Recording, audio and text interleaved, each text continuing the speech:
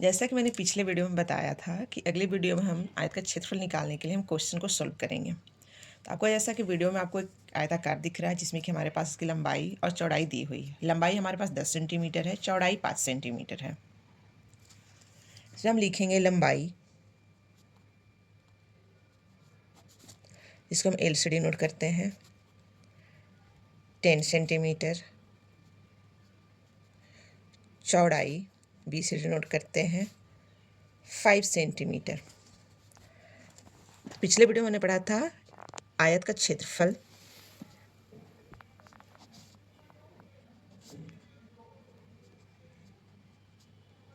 आयत का क्षेत्रफल का फॉर्मूला होता है लंबाई गुना चौड़ाई या फिर एरिया ऑफ रेक्टेंगल।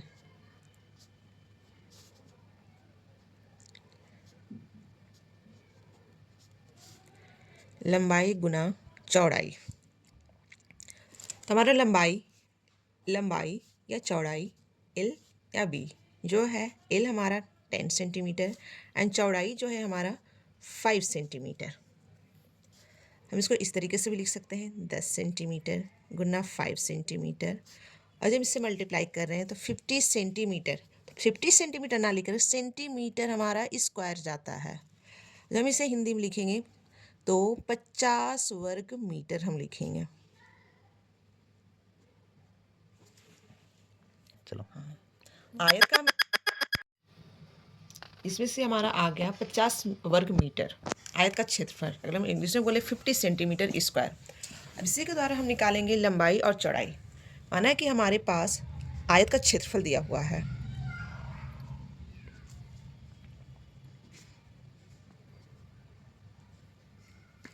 आयत का क्षेत्रफल हमारे पास दिया हुआ है 50 सेंटीमीटर स्क्वायर, और आयत का जो लंबाई है हमारे पास 10 सेंटीमीटर है। जस्ट मैंने ऊपर वाला ही पॉइंट लिया है, और इसमें हमें निकालना है आयत का चौड़ाई।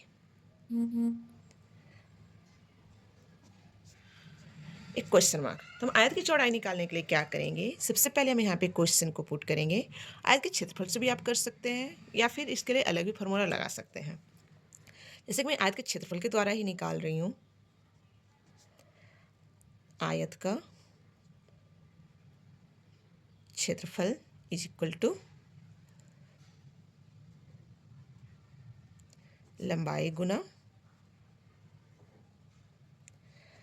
अब इसमें क्षेत्रफल की जो वैल्यू है 50 सेंटीमीटर, लंबाई है हमारे पास 10 सेंटीमीटर एंड चौड़ाई हमें फाइंड आउट करना है। हम उस वैल्यू को पुट करेंगे। तो आयत का जो क्षेत्रफल है हमारा 50 सेंटीमीटर स्क्वायर है। लंबाई की जो वैल्यू है 10 सेंटीमीटर है एंड चौड़ाई हमें पता नहीं है। चौड़ाई को हम बी से भी लिख सकते हैं और चौड़ाई भी लिख सकते हैं। माने कि हमने चौड़ाई लिख दिया इसे यहाँ पे। अभी चौड़ाई हमारे हम राइट साइड में रख सकते हैं या लेफ्ट साइड कर सकते हैं। जब हम लेफ्ट साइड करते हैं तो मेरा 50 सेंटीमीटर ऊपर की तरफ ही जाएगा।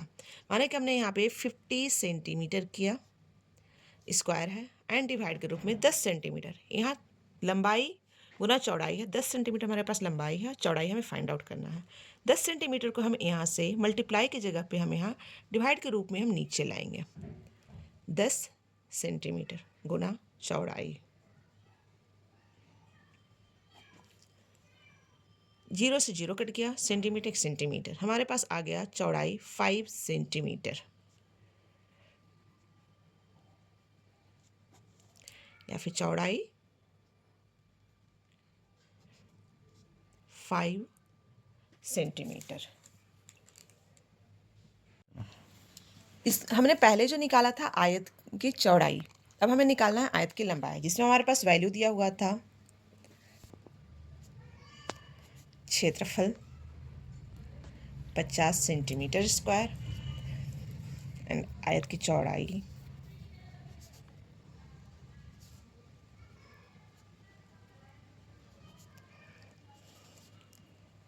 5 सेंटीमीटर। तो आयत की लंबाई हमें फाइंड आउट करना है।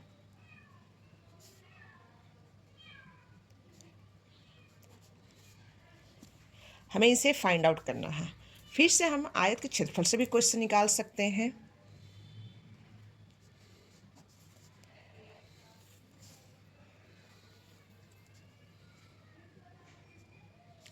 आयत का क्षेत्रफल, इसका फॉर्मूला होता है लंबाई गुना चौड़ाई। आयत का क्षेत्रफल हमारे पास है 50 सेंटीमीटर स्क्वायर एंड लंबाई हमें निकालना है। चौड़ाई हमारे पास है 5 सेंटीमीटर। तो हमें 50 सेंटीमीटर स्क्वायर किया एंड लंबाई को हमने यहाँ पे रहने दिया ऐसे ही, लेकिन हमारे पास चौड़ाई जो है गुना के रूप में यहाँ सेंटीमीटर है, तो गुना के साथ में अगर हम राइट टू लेफ्ट लेकर जाएंगे इसका साइन चेंज हो जाएगा, तो यहाँ पे हमारे पास डिवाइड में आएगा 5 सेंटीमीटर। ये जो 5 सेंटीमीटर है यहाँ पे डिवाइड के रूप में आ चुका है। 5 से हम कट करेंगे, 5 1 जा 5, 5 10 जा 50 एंड सेंटीमीटर सेंटीमीटर। हमारे पास जो लंबाई आ चुका है 10 सेंटीमीटर। लंबाई लिख सकते हैं यहाँ पे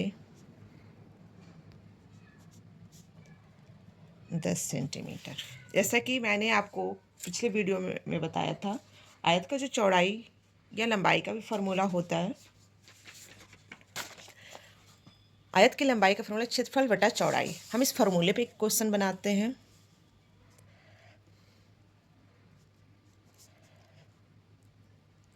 आयत की लंबाई इक्वल टू क्षेत्रफल बटा चौड़ाई। क्षेत्रफल कितना है हमारे पास? क्षेत्रफल हमारे पास 50 सेंटीमीटर। चौड़ाई कितनी है? 5 सेंटीमीटर। सेंटीमीटर से सेंटीमीटर कट चुका, 5 10 सेंटीमीटर।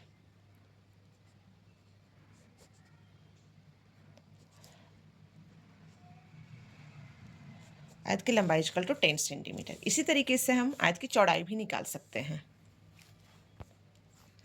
नेक्स्ट वीडियो में हम आयत के क्षेत्रफल, आयत की लंबाई और चौड़ाई से और भी क्वेश्चन को हम सॉल्व करेंगे।